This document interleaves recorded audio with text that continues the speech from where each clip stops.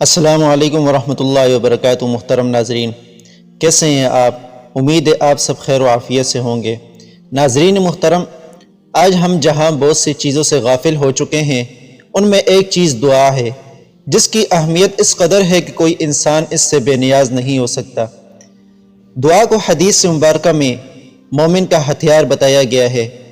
جب انسان پر حالات تنگ ہونے لگتے ہیں اور تمام تر دنیا کے اسباب و رشتے آنکھیں پھیر لیتے ہیں، تو پھر ایک انسان ہوتا ہے اور ایک اس کا رب ہوتا ہے۔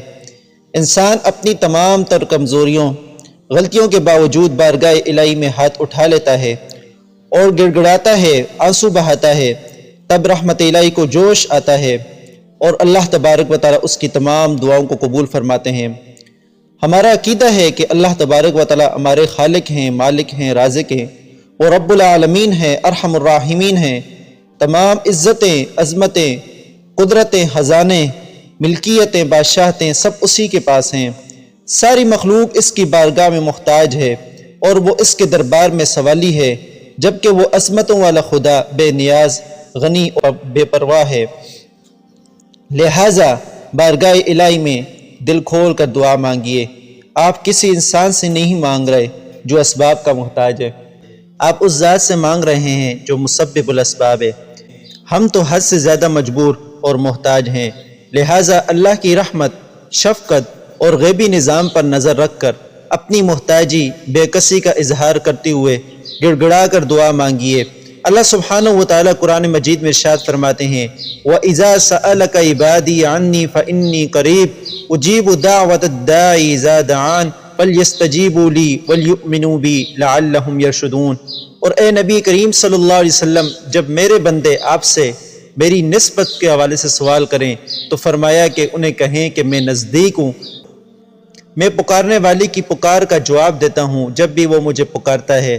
بس انہیں چاہیے کہ میری فرمانبرداری اختیار کریں اور مجھ پر پختہ یقین رکھیں تاکہ وہ راہ فلاح پا جائیں۔ نبی کریم صلی اللہ علیہ وسلم نے متعدد احادیث میں دعا کے فضائل اور اس کی برکات کو بیان فرمایا ہے۔ فرمایا کہ اللہ تبارک و تعالیٰ کے نزدیک کوئی چیز دعا سے بزرگ تر نہیں ہے۔ دوسری حدیث مبارکہ میں رسول اللہ صلی اللہ علیہ وسلم نے فرمایا، دعا مصیبت و بلا کو اترنے نہیں دیتی۔ تیسری حدیث مبارکہ میں فرمایا، دعا مسلمانوں کا ہتھیار، دین کا ستون اور آسمان و زمین کا نور ہے۔ آپ نے فرمایا، دعا کرنے سے گناہ معاف ہوتے ہیں۔ آپ نے فرمایا، دعا عبادت کا مغز ہے۔ رسول اللہ صلی اللہ علیہ وسلم نے فرمایا، اللہ تعالیٰ دعا کرنے والوں کے ساتھ ہوتا ہے۔ آپ نے فرمایا، جو بلا اتر چکی اور جو نہیں اتری، دعا ان سے نفع دیتی ہے۔ ایک حدیث مبارکہ میں فرمایا رسول اللہ صلی اللہ علیہ وسلم نے، دعا رحمت کی چابی ہے۔ دوسری حدیث میں فرمایا، دعا قضاء کو یعنی تقدیر کو ٹال دیتی ہے۔ اور ایک حدیث میں فرمایا، جسے دعا کرنے کی توفیق دی گئی اس کے لیے رحمت کے دروازے کھول دیے گئے۔ تو میرے دوستو، برے اور مشکل حالات، وباؤں، مصائب اور پریشانیوں سے نجات کے لیے دعاؤں کے اندر جو زبردست قسم کی تاثیر موجود ہے، اس کے سامنے ہر قسم کی دوسری تدابیر اور کوششیں بیکار ہے۔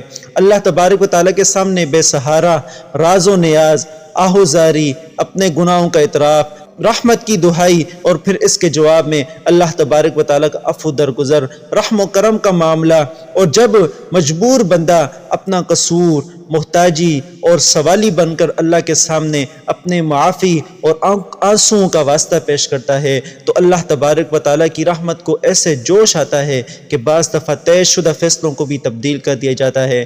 یہی وجہ ہے کہ دعائیں جہاں تمام عبادات کا خلاصہ ہیں، وہیں ایسا زبردست قلعہ بھی ہیں کہ جن کے حصار میں رہنے والا کبھی ناکام و نامراد نہیں ہوتا۔